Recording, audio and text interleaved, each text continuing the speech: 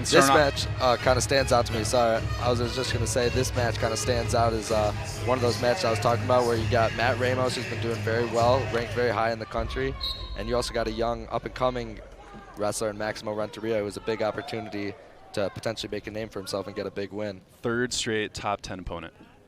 Iowa, Wisconsin, tough losses. Now he's taking on another top 10 guy.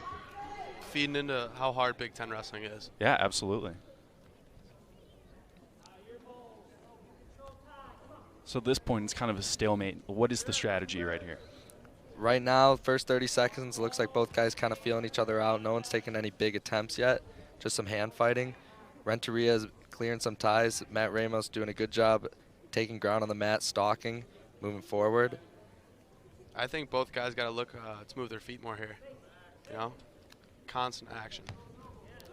There's a fake there from Renteria. Ramos still controlling the center of the mat. We saw Ramos last week get out to an early start, 8-1 on the three-time defending national champion Spencer Lee. So only 1 minute in, but we've definitely seen that Ramos isn't afraid to go for a big move early and take some big risks. So we'll see if he does that in this match too against Renteria. Renteria in his previous meet lost to Eric Barnett of Wisconsin in a 7-1 decision. Fell to the Purdue Boilermaker. He's a redshirt freshman. I mean, he is starting to get more experience, ranked 81st in the rankings. You know, when you see him in practice, like, what kind of wrestler is he? I think Maximo's definitely a very exciting wrestler. When he's on his game, he can compete with everyone, and I think he just needs one match, one big win to prove that to the country. He definitely doesn't take a backseat to anyone, and he's very fast when he gets to his stuff. And he had a lot of success in high school, so I think he's anxiously waiting to make a statement here in college. Good duck there for Ramos, and a quick takedown in the first period, up 2-0. Ramos as well here has been making a name for himself the past year. He's up at 133 last year, and then qualified for that NCAA tournament, had a lot of big wins last year, but now at 125, we saw him have a lot of success. He won the U.S. Open. He was before up the season, which is obviously a very hard tournament to win. So he was up against Spencer Lee 8-2. Yeah, for a little bit, and then he fell. You know, got penned. For sure, it's unheard of. So that was really big for Ramos. So far, who has the advantage? Like, who's the aggressor? Like, what have you guys seen so far? I mean, you got to think Ramos with the first takedown, first on the board. He's getting a good start. But Renteria definitely didn't let him keep that momentum because he got a quick escape, only giving up 12 seconds of riding time. Going into the second period here with 5 seconds left in the first. All right, that's going to wrap it up for the first period. Pros and cons, like, what does he have to do to improve, Renteria? I think we saw he was hand fighting hard. Ramos got to a nice little duck there and scored. I think if Renteria is going to have some success later in this match, I want to see his offense. I want to see him take some risks. You know, he hand fought hard in that first period, but he didn't really take many attempts. I'd like to see him go after the higher ranked Ramos.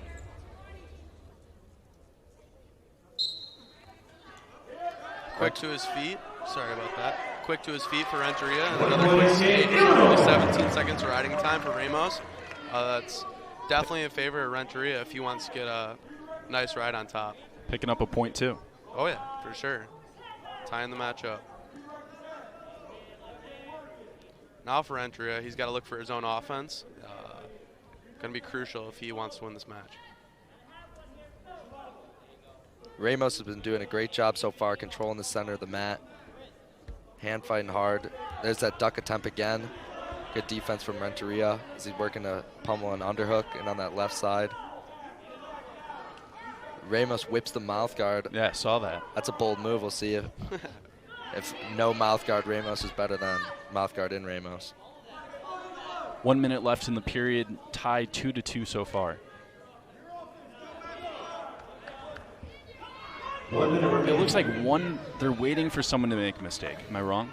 Yeah, definitely Renteria is being a little more cautious, but you also see the Purdue corner almost pleading for a stalling call against Renteria. They think their guy's been the aggressor, which he's definitely been taking the more attempts. There's another double leg from Ramos. I think if he takes one more, we'll probably see a stalling warning. Because there's a duck, and I'm wrong.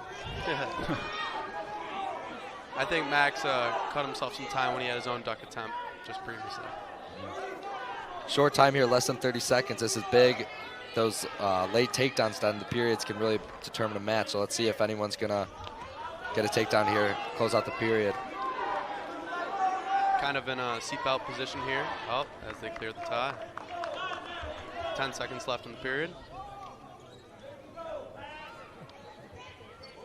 Ramos continuing, deciding to take ground on the mat.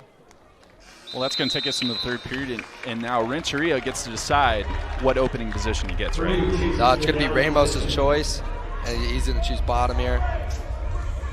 We'll see if Renteria is going to decide to ride or if he's going to push him away early and give himself more time to maybe get a takedown.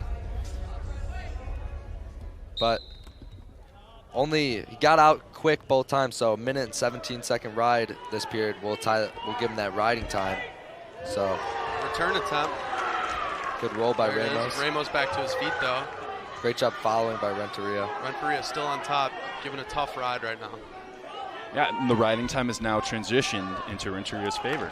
Yeah. Ramos does a good job getting that escape right there, not letting the riding time climb. Now he's in the driver's seat here with a minute 30 left, up one. Renteria's got to come to him. When you wrestled, what did you do? You're down by 1, minute 20 left. I mean, you definitely just got to pick up the action. More shots, fakes. Can't let the guy set his hands on you. Got to continue to move and look for your attacks. Max has got to start taking ground if he's looking to win this match.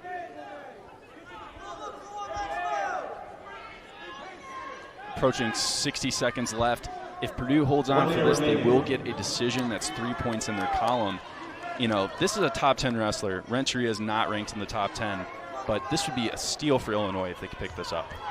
Yeah, like we were saying earlier, too, you never know with Big Ten wrestling. You know, some guys are just one win away from making a name for themselves. So, as you see right here, Renteria not ranked guys, but 3-2 match, 35 seconds left, and we'll see one takedown away from having a big win.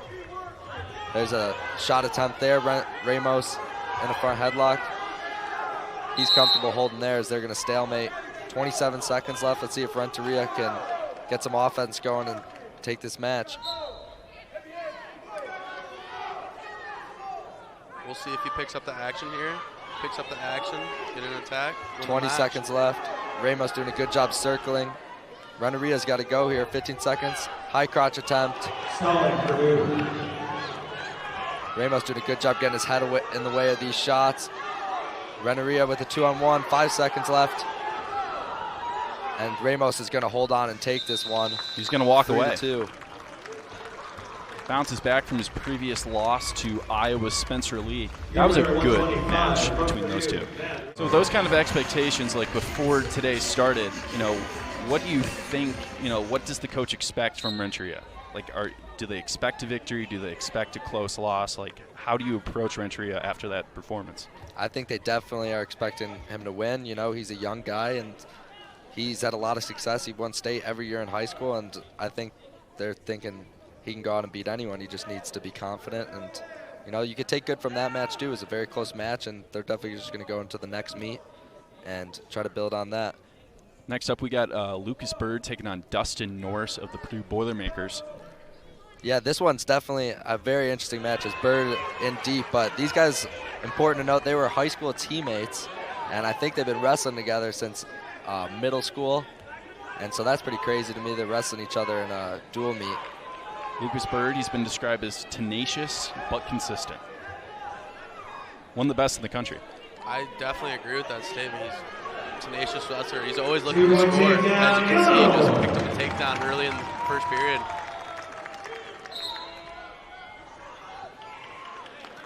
Yeah, when you wrestle with, as Byrd tries to, Allen Iverson there on the sidelines, but when you wrestle with someone for so long like these guys have, there could be a lot of mental factors that play into the match if someone wins the majority that goes or if someone's more of a big brother. So let's see. What do you mean by that? Like the mental mind games? Well, let's say, I mean, I know Lucas was a captain on their team, And I didn't go to LaSalle, so maybe we'll get Trey Sizemore in here to give us some insider insight. But when you wrestle someone every day and in the practice room, I mean, only you guys know who's winning those goes. So going in this match, whether you're winning or losing, you probably confidence issue. Yeah, you know what's been happening when you guys are wrestling. So if you've been losing to someone in high school for years, going in to wrestle them on a Big Ten stage could be a little nerve-wracking. So he's in control so far, Byrd. Yeah, Byrd's putting super on a tough on ride top. right now. Yeah, That claw. that claw's Keeps no it joke. super tight. Byrd definitely not showing any love to his former teammate. Stepped over him and thrown him off the mat. Dustin Norris is a redshirt freshman, and he is improving. You know, he did lose his last meet to Brody Tesk in a 16-4 majority decision, but he did earn his first takedown. 1 point escape Purdue. Yeah, That's big for a college wrestler. Like, again, like the mental games that Bryson's talking about, as simple as a takedown in college wrestling is huge. Can boost a lot of confidence because nothing comes easy. And especially it's like football, you know, there's 22 guys on a team. Like if one guy messes up, it's like, oh, it's the wide receiver's fault. You know, it was the offensive lineman's fault. This is one-on-one, you know, taking them on. I mean, the pressures, I can imagine, is immense. yeah, that's experience definitely plays a factor. When you're used to the lights and you're used to the weight cut and you have a routine where you know I do this, I'm going to go out and wrestle hard. It definitely helps compared to someone who's, you know, it's their first season, or if you're not feeling your best in the Big Ten season, you're going to get exposed. And especially when you're out there alone, that's pretty scary going into a match where you know, like, you didn't do the right things leading up to it. Byrd pushing up his advantage to 4-1 so far. What are you guys seeing? I think it's a good lead for Byrd right now. To end the first period, he's got 1:17 of riding time, and he's up 4-1, 2 takedowns. Just keep building off it if you're Lucas Byrd.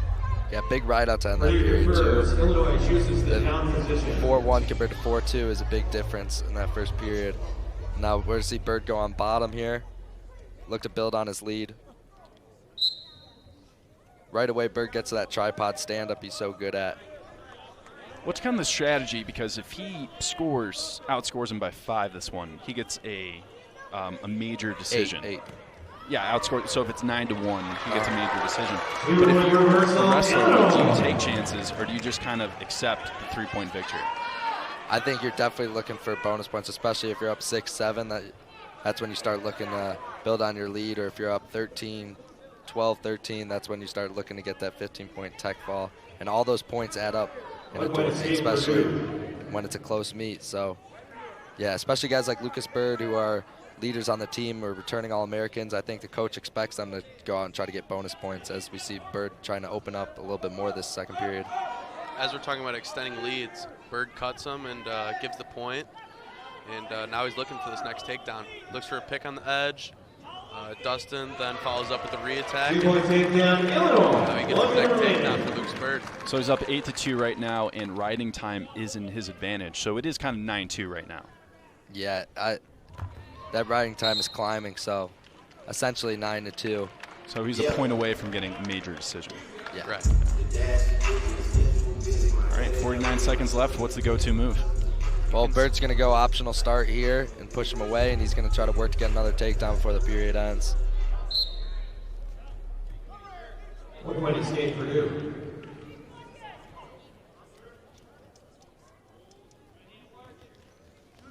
This is going to be a crucial part in seeing how this third period goes. You know, there's not much time left, and the match hasn't really gone in Norris's direction. But if he can go the rest of this period without giving up this takedown, that'll give him some confidence going into the third, and maybe he can keep us to a decision for his team.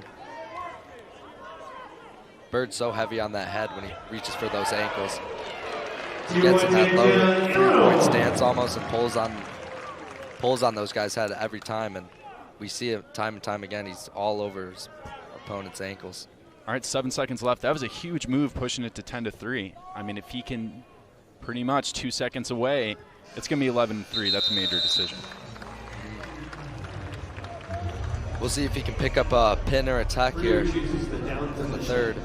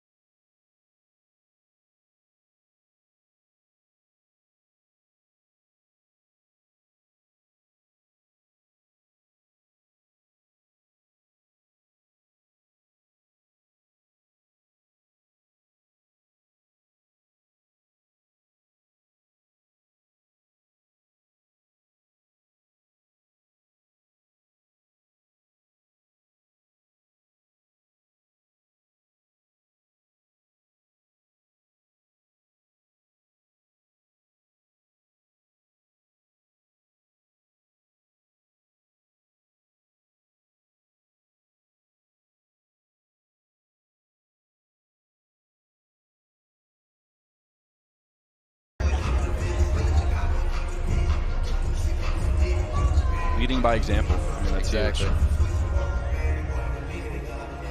Pretty much his 3rd straight season as a top 10 wrestler, currently ranked 7th. You know, won his recent match against Iowa. I mean, he's been performing at such a high level. Yeah, he's 2 for 2 with being an All-American so far, and that's no easy job. So. What's next? Head coach of Illinois in 20 years? I have no idea. Only time can tell. All right, we'll see if Byrd can get a few more takedowns, maybe a turn in this 3rd period. Norris going to look to maybe get a takedown of his own. A slide by there from Norris in deep on a high crotch. He's looking to score. This would be huge. Byrd gets his legs back. I thought he had him. Yeah, he was close. He's still close here. He's in deep on that single leg. Norris looking to go cut back. There looks like 2 for Norris. He's got that far ankle. Byrd does a great job getting his leg back. Purdue coaches thought they had 2. Holy, he's doing the splits. Yeah, Byrd going to splits here, single leg defense. He's still got that whizzer. Tough defense here from Byrd. Norris going to look to grab that far leg and put him to his hip.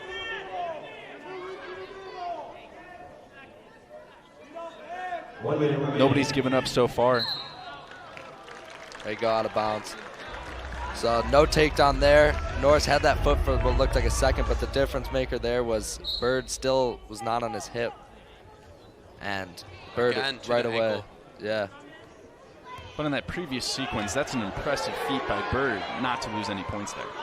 Yeah, that was good defense, and especially, you know, Norris gets that takedown there, can make it only like 10-6 match, and then takes up a lot of time. But Byrd looking to go bow and arrow here.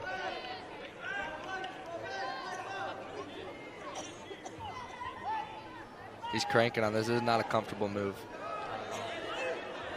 20 seconds left, up 12-4. That riding time just keep going up and up. Yeah, riding time is locked, so it's essentially 13-4. Quick math, that's 9. So, gonna look like it's gonna be a major decision here as time's running out. All right, Illinois is gonna jump up to a team score of 4-3 against the Boilermakers. Impressive win by Lucas Byrd. Your winner by major decision at 133 from Illinois. Yeah, and then they got into that scramble position. He did a great job keeping wrestling, and when you keep wrestling, that's when good things happen. And he caught him on his hip there, went to that little near side cradle, and then switched over to tight headlock and got the fall. Once you get that headlock, it's pretty hard to get out of. All right, we're going to move on to the 174-pound weight class. We got Edmond Ruth taking on Cooper Noehre. Yeah, Cooper Noehre moving up weight classes. He was at 165 earlier this year. There's a blast double right away. Great takedown from Noehre, as he was down at 157 a couple years ago behind Kendall Coleman, and now as he's become an upperclassman, we've seen him move up, and Edmond Ruth has not given up many takedowns this year, so to see him get that takedown that fast, he's on a pretty good winning streak. Yeah. Edmond, how many takedowns do you think he's given up this year, Caden? 1? I know Ethan Smith took him down, but I don't think he's given up more than 20-1 currently. Yeah. 20-1. Hard man to score on, and you know Cooper Noehre clearly does not really care much for that, as he blast doubled him in the first 5 seconds and took him down. Good escape there from Ruth. We'll see if he can get back to his offense. Cuts the lead in half. So what kind of wrestler is Edmond? Is he an aggressive guy? Is he, you know, patient? I would say patient for sure, but when he gets to his attacks, he's aggressive. You can see him look for the double underhooks. We'll see if we see that in this match.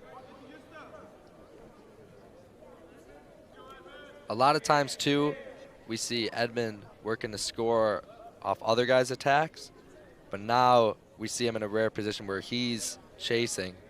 So let's see if we could see him open up maybe earlier than we normally do, or how he wrestles, if it's similar, if he's going to wrestle a little differently than he has in the past after giving up an early takedown.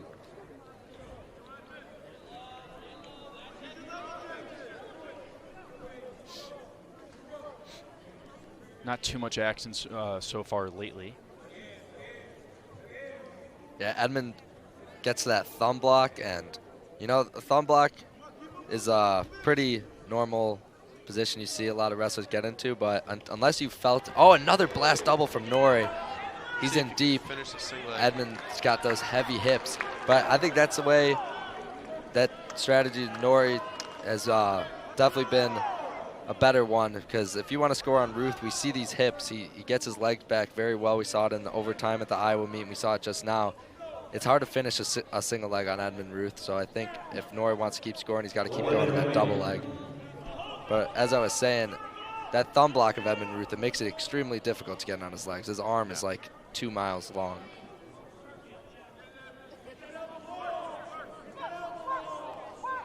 Pressuring in on the edge here. Edmond's doing a good job holding the center. And Noehre got that 2-on-1 right now as he's working his circle in. Oh, there's the double unders. We see him. Let's see if he can capitalize with them. He's trying to turn him. To his back. Wow, Capitalizing. that's huge with 20 seconds left. 2 and 2. Big escape here from Noehre if he can get it. 15 seconds left, big ride.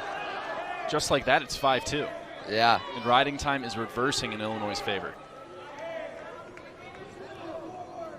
4 seconds left in the period. What a finish so far from Edmond. Yeah, he got 2 and 2. That's game changer for sure.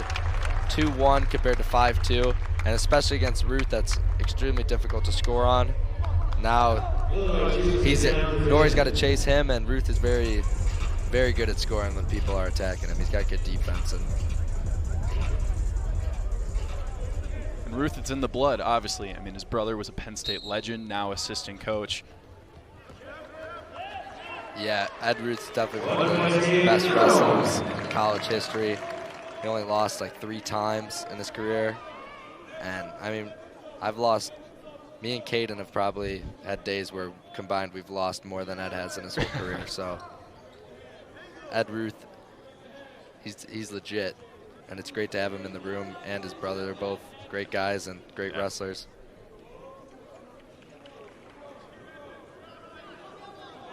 Edmond transferred here.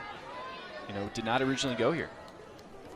Yeah, he was at Lehigh, and then he Got worked- offers from West Virginia, Pittsburgh, and then he came to Illinois.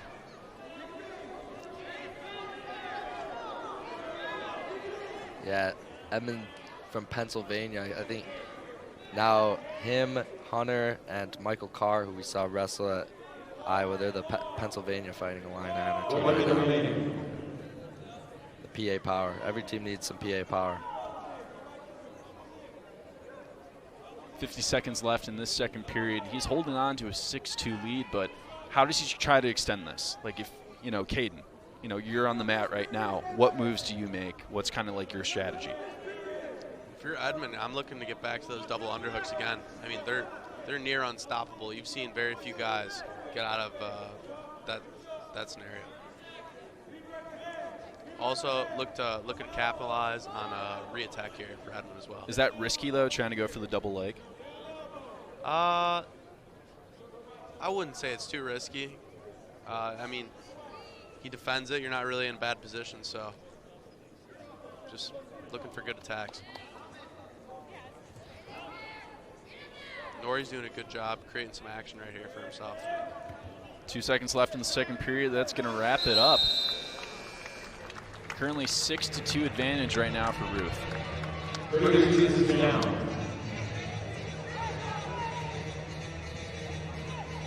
Don't be surprised if you see a ride out here. I was literally about to ask you. I mean, this is when you try to get the 57 seconds.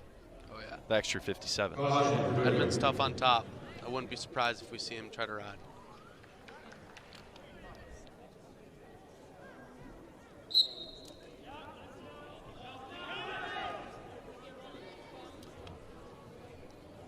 Now, if you're Noehre, you need to get out of this pretty quickly. Yeah, he needs a couple of takedowns if he wants to take this match. So especially that's a tough task against Edmond Ruth. Yeah. And he's going to need to get to his offense right away.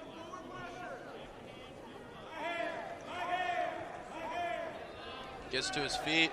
Edmond with the return. Now he's flat on his stomach. He's got to look to get to his base. Edmond collecting a wrist, so that's going to be a tough task. He's got the risk. Like, would it be surprising if the next 1 minute and 20 seconds he's just riding him? I wouldn't be surprised by it.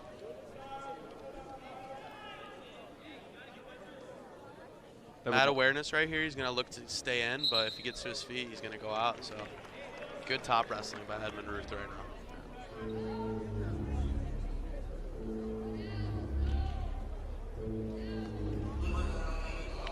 All right, fresh start here with 1:08. Let's see if Noehre can get a big whistle start. He looks for Second caution there, but you get 2 cautions before it's a point, and especially with someone like Edmond Ruth who's tough on top, you want to take advantage of this whistle start. That's back to back. That's caution, so that's his 3rd caution, and that's going to be a point for Ruth. So now let's see, you know, it's 11 seconds away from picking up riding time, and then let's see if he works to cut him and maybe work for a major here. Maybe a turn. No need to cut him. Get a turn. Yeah, that was a very Illinois way of thinking.